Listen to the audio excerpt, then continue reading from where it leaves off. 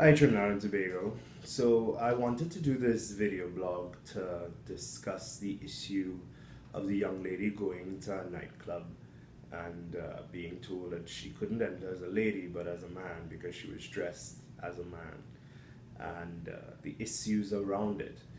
I've read quite a few Facebook posts and opinions, and some of them have been quite disrespectful. And I think it's because we have a lack of information about the difference between sex, gender, gender expression, and sexuality, and why this is such an issue, because people are trivializing it to say it's not an important issue, and it quite frankly is. Um, so let's start with the issue and the matter. Um, we've all been to restaurants and bars. I worked at a restaurant and bars management several times, and I traveled the world and gone to bars, and dress codes are real. It's just a part of the nature of the business. And we've all been told we can't go into a place because of said dress code. I myself, I tend to dress like a piper. I like to be very comfortable in my flip flops, and I've been told I couldn't go to places a few times, and that's okay. Management always reserves the right to refuse admission, and that's within the rights of a business owner. So, given the facts of the situation as it is, the young lady showing up in her dress, which was presumed to be very masculine, was told after she identified herself as female that she couldn't go into the nightclub under the restrictions of a female, and she would have to pay the male entry fee.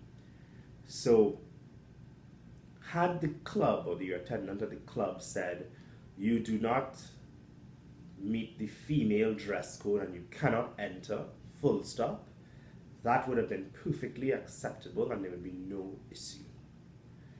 But discrimination is happening because the perceived gender of this young lady, even after she identified herself as female, was foisted upon her and she was penalized for it.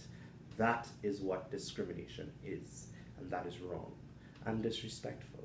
And for the club to take that stance in a public media statement is also a bit abhorrent. And here's why. I think we're not very educated in this country about gender norms and gender identification and gender expression and sexuality. And I think that's a big problem.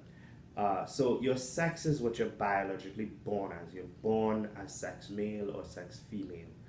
Your gender identity is the gender that you choose to live your life in, be it male or female, regardless of what biological body you were born. You strive to identify as of a specific gender, which is male or female, and your expression is how you dress, how you show yourself, how you present yourself.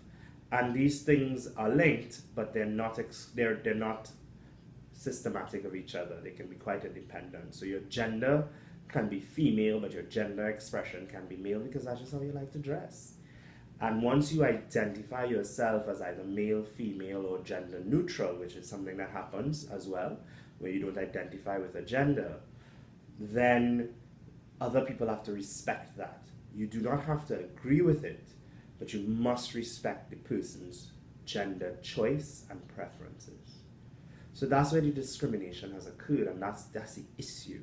Is rather than saying as a gender identified female, regardless of how you look, you don't match our dress code for females and you cannot enter, they chose to look at her expression and penalize her for it in a very disrespectful way. And that's where the discrimination and where the issue that I have and a lot of people have with the situation is. And that's because we just don't understand the difference of expressions of gender. And the Facebook comments criticizing this young lady and calling her a man and the other ugly things that are being said is really unfortunate. And it shows how myopic that we are and how stunted that we are as a people, because we don't have these practices in our country. And tolerance is something that we preach.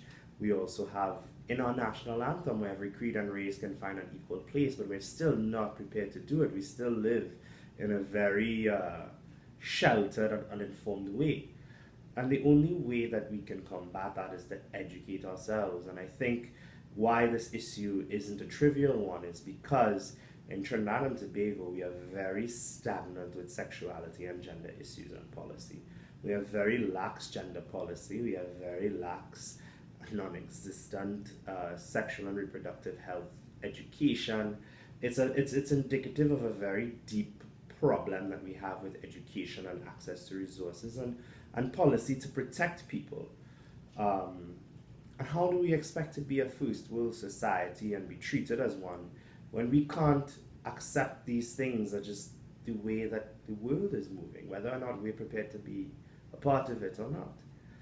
And that's what I find is very unfortunate, and what I want to speak out against is now the bullying that is happening around this young lady because of how she chooses to live is very unfair. And had circumstances been different, it wouldn't have been happening at all. So I think I want to bring the attention back to the issue at hand. And the issue is you cannot discriminate someone's gender preference or their gender expression. If you don't agree with it, you still need to be respectful of it and acknowledge it for what it is. And with regards to the club, they went wrong and very strong in denying this woman her chosen gender identity because of her perception of how she was dressed. And that's the matter. That's the issue. And it's very important that we discuss this. And I'm quite happy that discussions like this are happening because it means that we can have discussions around other matters that are just as important. No matter is trivial. This is something that we have to address as well, because if we plan to push Trinidad and Tobago as a tourist destination, how can we accept different cultures and ideas and gender norms and sexualities on the island if we're not prepared to deal with and protect and defend our own? And that's why I wanted to do this video blog. It's just to make the understanding and the distinction clear so that people can make informed decisions. And I mean, I'm here. I've been working in HIV and sexual and reproductive health for close to 13 years. And if you want to talk to me about gender and what you don't understand, and I'll just have a discussion so we can help educate more people, you can write it in the comments box below, or you can message me privately. I'm here to help and to teach. But I also think that it's very important that we not take the issue for what it is and be surrounded by the fluff of it and all of the unnecessary banter that it really isn't informed.